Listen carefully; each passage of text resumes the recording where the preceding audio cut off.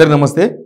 మన గవర్నమెంట్ పరిస్థితి ఎట్లయిపోయిందంటే ఏదో శని చుట్టుకున్నట్టుంది వీళ్ళకి. బాగా ఏం శని చుట్టుకుందో తెలియదు. ఆల్రెడీ వాస్తు మార్పులు పేరుతోన ఆల్రెడీ సెక్రటరీ ఈ పక్క ఆ పక్క గేట్లు మొత్తం అయిపోయినాయి.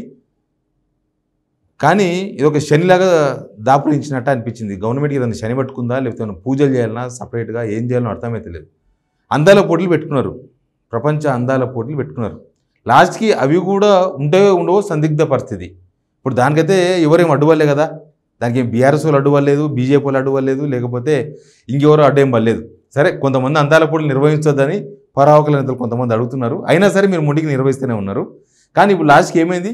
దేశంలో యుద్ధం, పక్క దేశంతో యుద్ధం చేస్తున్నాం. ఇవన్నీ ఈ టైంలో అసలు అందాల పోటీలు అవసరమా? ఇంకో పక్క అప్పుల పాలైనాం, అప్పులు పుడతలేవు, ఎవడు నమ్ముతలేడు. దానికి 250 కోట్ల రూపాయలు ఖర్చు పెట్టి నిర్మించాల్సిన అవసరం ఉందా? ఓ పక్క అకాల వర్షాలతోన రైతులు అసలు మొత్తం పంటలు కొట్టుకుపోయి ఏడుస్తున్నారు. అందాల పోటీలు వర్సెస్ అకాల వర్షాలు అంటున్నారు అందరూ. అంటే ప్రభుత్వానికి అందాల పోటీలు వర్సెస్ అకాల వర్షాలంటే అందాల పోటీలే ఎక్కువ, అకాల వర్షాలు రైతులు నష్టపోతున్నారు, మాకేం సంబంధం అన్నట్టు ప్రభుత్వం వ్యవహరిస్తున్నది. పోటీ దేశవ్యాప్తంగా, దేశం ఇంకో పక్క దేశం పాకిస్తాన్తోన ఒక యుద్ధ వాతావరణం. ఈ యుద్ధ వాతావరణంలో గంభీరమైన వాతావరణం కనిపిస్తుంది. అందరూ చాలా జాగ్రత్తగా తీసుకోవాలని చెప్తున్నారు. ఈ సబ్జెక్ట్ మాట్లాడకన్నా ముందు ఛానల్ చూస్తున్న ప్రతి ఒక్కరికి థ్యాంక్స్.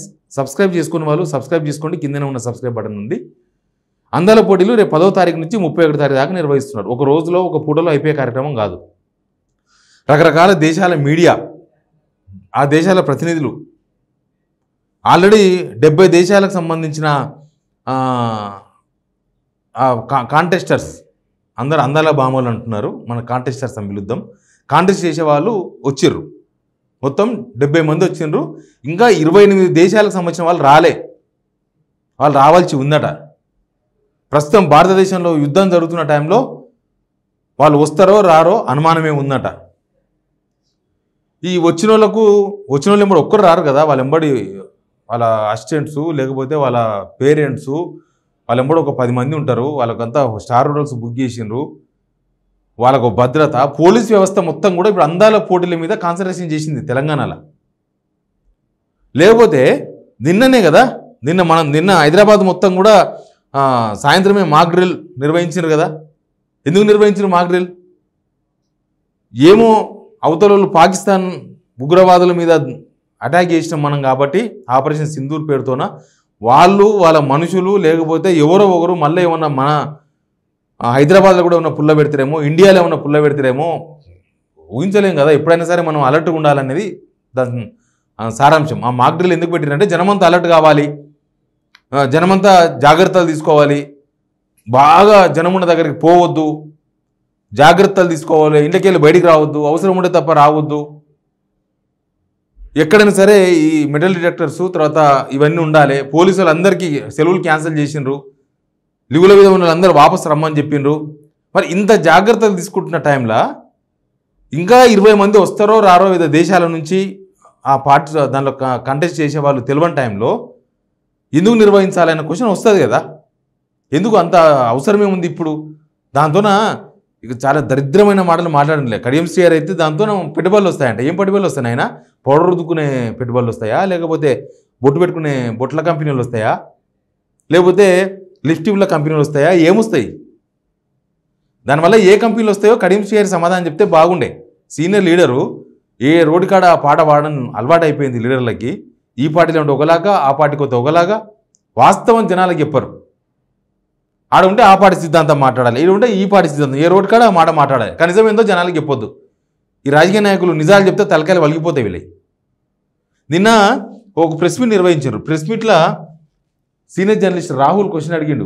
ఎందుకంటే దేశంలో ఇట్లాంటి పరిస్థితులు ఉన్నాయి, ఇప్పుడు అందాల పోటీ నిర్వహించడం అవసరమా అని. దానికి జయేష్ రంజన్ ఎవరో కాదు, మీకు తెలుసు కదా. అంత మొన్నటిదాకా ఐటీ శాఖ ముఖ్య కార్యదర్శిగా పనిచేసిండు. ఎప్పుడు ఫారెన్ పోయినా ఈయన ఎంబడే ఉంటాడు.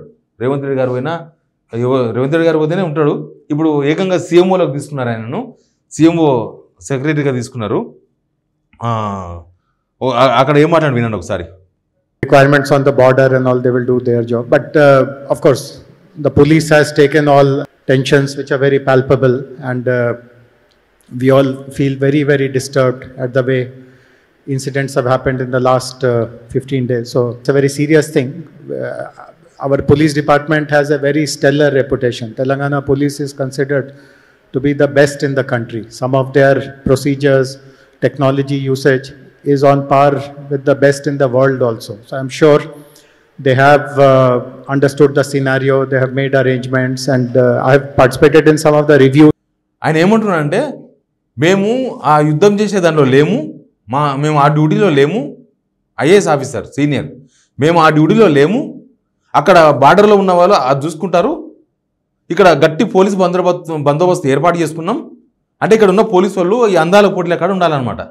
జనం ఎడైనా పోని గాలికి, జనం ఏమన్నా కానీ పట్టించుకోవాల్సిన అవసరం లేదు. అందాల పోటీలే ఇంపార్టెంట్ ప్రభుత్వానికి. పైసలు అప్పు చేసి అయినా అందాల పోటీలు పెట్టాల్సిందే. ఇక్కడ ఇట్లాంటి సిచ్యువేషన్ ఒక ప్రమాదకరమైన పరిస్థితులు, లేకపోతే అందరం జాగ్రత్తగా ఉండాల్సిన పరిస్థితులు, అందరినీ అలర్ట్ చేయాల్సిన పోలీసులు అదే కదా బాధ్యత. ఇట్లాంటి టైంలో పోలీసులు ఏం చేయాలి? అవసరమైతే చెక్ పోస్టులు పెట్టాలి, అవసరమైతే చెకింగ్స్ పెట్టాలి, అవసరమైతే ఎక్కడన్నా ఏమన్నా అసలు ఈ బాంబ్ స్క్వాడ్స్ లాంటివో లేకపోతే మెటల్ డిటెక్టర్ లాంటివి లేవా? సినిమా థియేటర్లు మాస్ ఎక్కడుంటుంది? జనమంతా ఎక్కడుంటారు?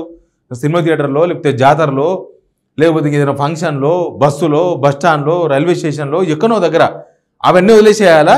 ఈ అందాల పోటీల కాడ ఉండాలి. పోలీసు అందరూ పోయి అక్కడ ముగాల అంతే. ఆయన చెప్పింది అదే, జయేష్ రంజన్ గారు చెప్పింది. పోలీసు వాళ్ళు భారీ బందోబస్తు పెట్టేసారు. ఇక్కడ ఏం కాదు, జనం ఎటని పోని వీళ్ళకు ఆ కాంటెస్టర్స్ అందాల భామలే ఇంపార్టెంట్, అందాల పోటీలే ఇంపార్టెంట్. ఇంత పగబడి ఏదో పగబడినట్టుగా ఇంత కసిపడినట్టుగా ఎందుకు చేయాలి? పోస్ట్పోన్ చేసుకోవచ్చు. ప్రభుత్వాలు చాలా ఇప్పుడు ప్రధాని మోడీ గారు 3 దేశాల పర్యటన రద్దు చేసుకున్నారు. 3 దేశాలు పోవాలంట ఆయన, రద్దు చేసుకున్నారు. ఎందుకు? సీఎం రేవంత్ రెడ్డి గారు రివ్యూలో చెప్పిండ్రు, మంత్రులు నాతో సహా మినిస్టర్స్, అధికారులు ఫారిన్ టూర్స్ మొత్తం బంద్ చేసుకోండి, అందరు ఇక్కడనే ఉండాలి, అలర్ట్గా ఉండాలి, అందుబాటులో ఉండాలి. ఎందుకు చెప్పిన? పనిలేక చెప్పిండ్రా? మరి అదే ముఖ్యమంత్రి గారు ఈ అందాల పోటీలు నిర్వహిస్తారు. ఎవరితోనో కమిట్ అయినరో, ఏం కమిట్మెంట్ ఉందో ఏమో అర్థం కాదు. పోస్ట్పోన్ చేసుకొని తర్వాత పెట్టారు. ఎట్లా వాళ్ళు కూడా భయంగా బిక్కు అంటూ వాళ్ళు కాంటెస్టర్స్ మాత్రం బిక్కు అనుకుంటూ ఎందుకు తిరగాలి? వాకింగ్ అవన్నీ ఏమైతే తెలియని సిచ్యువేషన్. అంతే కదా. ఇప్పుడు కాన్సన్ట్రేషన్ అంతా అధికార యంత్రాంగం మొత్తం అక్కడనే, పోలీసు యంత్రాంగం అంతా అక్కడనే. ఇదే అలసిగా చేసుకొని నేను ప్రమాదం జరిగితే ఎవరు బాధ్యులు? రేవంత్ రెడ్డి బాధ్యత వహిస్తారా?